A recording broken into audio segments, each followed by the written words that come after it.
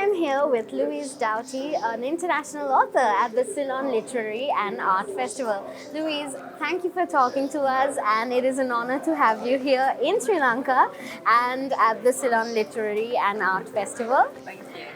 Louise, speaking about the Ceylon Literary Festival, what are your thoughts on it? How are you feeling right now? Well, the really exciting thing about this festival is it's a new one. And as a writer, I'm all for festivals. I think we should have as many festivals as we can. To me, I have two great privileges as a writer. The first is obviously being able to write and being able to publish and being paid to do what I love, which is wonderful. Yes. But the second privilege, which comes a very close second, is the privilege of traveling the world and talking about my work. And I will have any excuse to get on a plane. I will be here. Anytime you want to invite me, I will come. It's my fourth time in Sri Lanka. Okay. I've done 2 workshops with the British Council here, and I visited the Gaul Literary Festival, and I was just really over the moon to be invited here because I love it. Well, we love the fact that you're here as well. Speaking about how you've been a part of many festivals, how would you say, or in your opinion, how would you say that the Ceylon Literary Festival is different to the other festivals? Well, I really like the fact that this festival takes place in 2 cities, in Kandy as well as Colombo. Because I'm guessing that you have the same problem that we have. In the UK, everything tends to happen in London.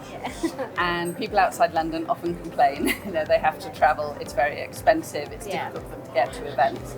And I imagine that most things happen in Colombo here, and it's just lovely to get up to Kandy and for a chance for people who live in Kandy to come. And also I was able to come out a bit early and do a bit of touring and see all the wonderful tourist sites as well. And that's the great thing about having a festival in a country as beautiful as Sri Lanka. You can add a bit of a holiday on too. Absolutely, yes. And also you were part of the Kandy sessions as well, I believe. Could you tell us a little bit about your experience in Kandy? Yeah. Well, the session I was doing in Kandy I'm repeating here today in Colombo for the different audiences. And it's a whole debate about so-called woke culture. Okay. My angle, I have to say, is that it doesn't really exist. Okay. But what's wonderful about the panel is that we've got a real diversity of opinion. So there's going to be a very lively debate here in Colombo, I think. And then yesterday I did a panel about writing for television and film and having your novels adapted with Sham Selvadurai and David Hare. Okay. And again, we all had different opinions, we all had different experiences, and that's the fun about doing panel events. Yeah, absolutely. And also, speaking a little bit about the audience, there's always a full house. And what's the response like, in your opinion? How is the response for the sessions? The response has been really lively. I mean, what's interesting is there's never enough time for questions.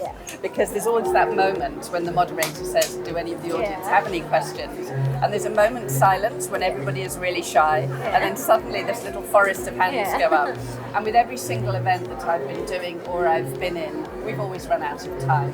So the audiences here are just so engaged and lively. There's lots of young people in the audiences, which is wonderful to see. And that's just such a pleasure. Well, the pleasure is all ours that we get to speak to you and that you are here today at the Ceylon Literary Festival. Thank you so much, Louise, for speaking to us and for being here. Thank you. Thank you so much.